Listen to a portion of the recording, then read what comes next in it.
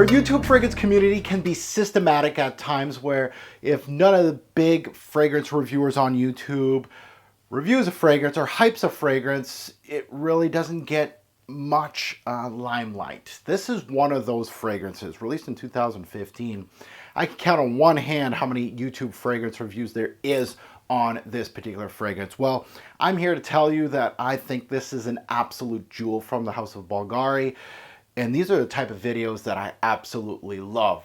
I want to put some limelight on this. I can't even say forgotten jewel in the YouTube community because nobody really is emphasizing how great this release really is. I'm going to go as far as saying possibly the best release in their T series. Maybe one of the best designer releases back in 2015. Hell, I'm even going to go as far as one of the best Bvlgari fragrance releases of all time. Yeah, I went that far. Pop the cherry coming up next.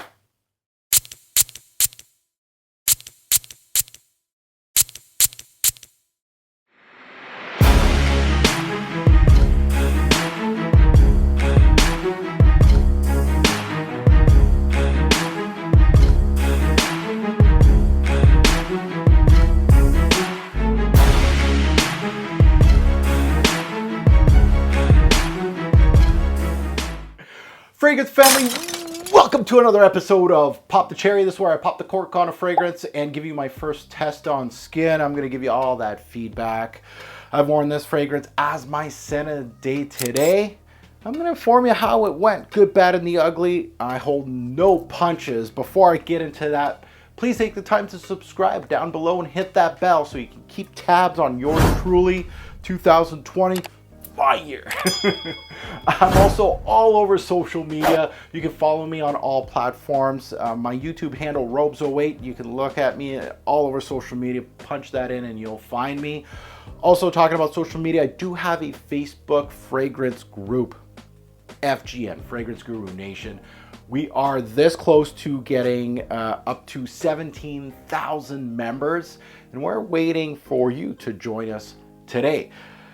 Now today, as the title suggests, I am trying out Parfumée au Thé Noir from the T series from the house of Bvlgari. I absolutely love this T series. I actually have, I got the red, I got the white, and I got the green. They're all right here. Boom. By the way, the green is made from Jean-Claude Delena, one of the better noses in the game. But I felt this is a excellent lineup, highly unisex.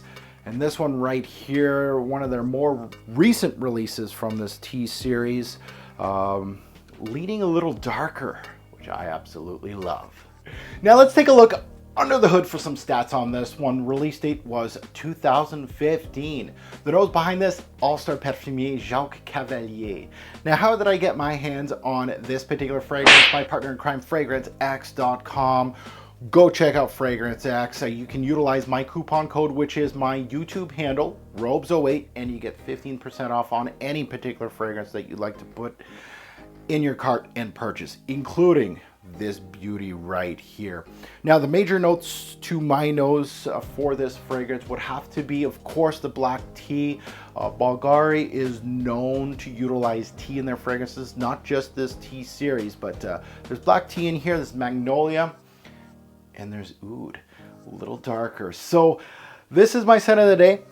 I can smell the dry down right here, but I gotta remind me of this introduction right here. So let's spray the back of my hand right here and remind me of the introduction. One for all you fine folks, two pumps for all you fine folks out there in YouTube land. Now this opening, starts you off on a journey. I absolutely love it. It's warm, it's rich, it's smooth. I can already tell Jacques Cavalier did his thing with this one. Absolutely gorgeous opening on this one. So the opening, what does it give me? It gives me a very smooth rose, a black tea, a waxy magnolia, and a dusty oud to finish it up. It really has a great balance of tea, spice, florals, but also some backbone to the fragrance. It really emphasizes the color of the bottle, very much black. It really steps away from The other ones, like the red, the white, and the green tea that I'm looking at off screen here, all very much almost watercolorish. It doesn't have much personality to them. This one, ooh, there's some personality there, but it also has the same balance as the other three. It kind of reminds me of the Jardin series from Hermès. And the best part of this opening is truly the build and the balance of each note. I really felt like once I sprayed this on, I already felt like this was a quality release from the House of Bvlgari. I felt a pinch of vanilla here that gives that tea some sweetness, which I want to see in some of these fragrances. Overall, this opening smells like a luxurious black tea. You're having that tea in a beautiful cup, but you're sitting on a big leather chair reading a book. That's really how I'm emphasizing this fragrance. It really has, of course, it's got that white clean sticker with some gold accents here for the black tea, and it really does make me think of that. It's almost a luxurious tea-based scent here from the House of Bvlgari. They're one of the best to do it, tea-based scents. Now let's get into more of the dry down, a little more interesting here. It actually shows more of a leathery aspect here. You know how I was talking about the leather chair? Yeah, that's where I got that imagery from. It has more of a dark, I wouldn't say smoky appeal, but the leather is there.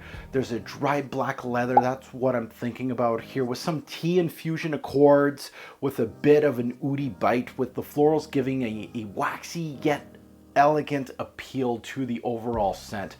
I think this idea is absolutely gorgeous. There's not much movement to this fragrance, I'll be quite honest. So fairly linear, but that's okay. It was a winner from first minute on. So I really felt like this fragrance wowed me now, and I really feel like this one is going to be almost a grower. And usually it's the other way around. A fragrance is kind of lukewarm. It's either going to go down or it's going to go up. So it might be a grower. This one is already up here. You know, it's going to get maybe an 8 or a 9 out of 10 once I'm ready for a full-fledged review.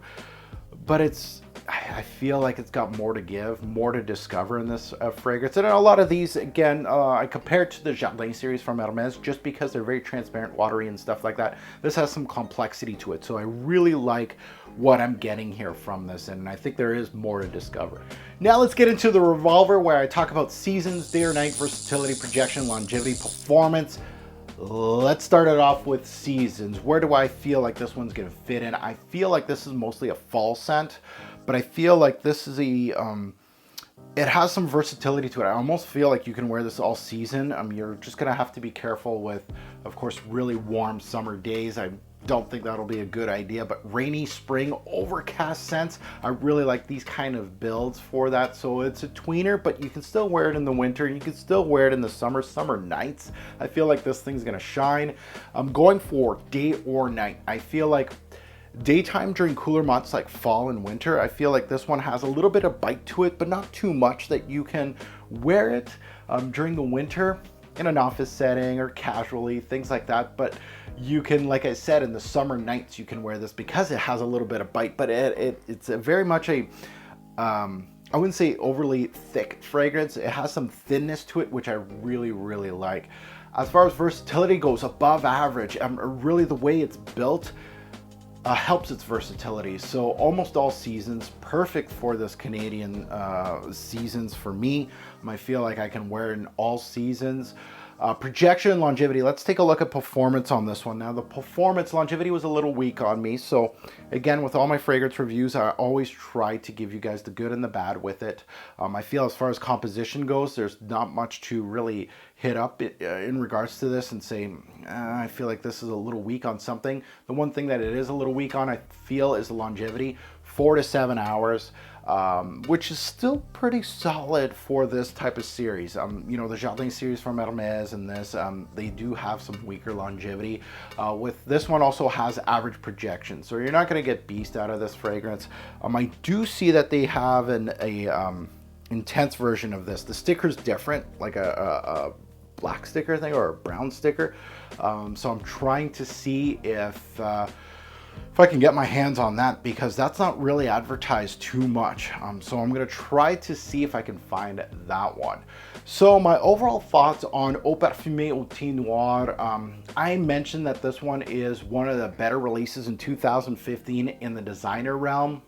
I might take my words back on that and say this may be one of the best releases from the brand, bar none.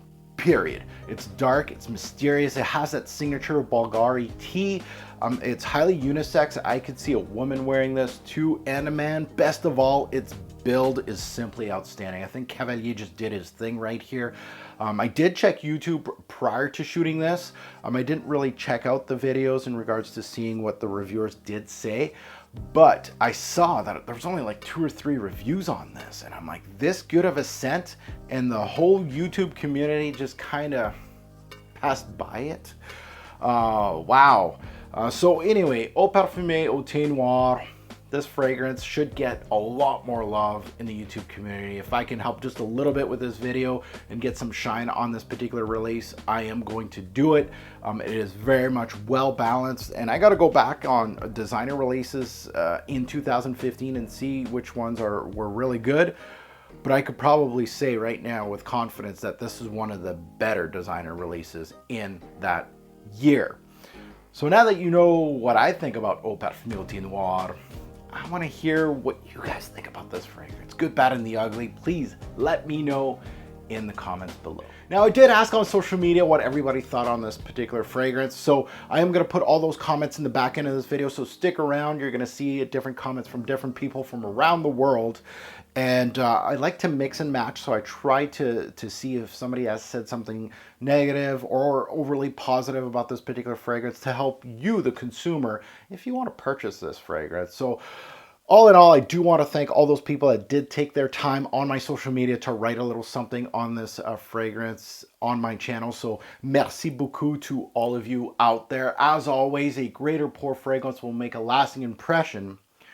Choose your tea-based fragrance wisely. Thanks for watching, YouTube. Have a good one.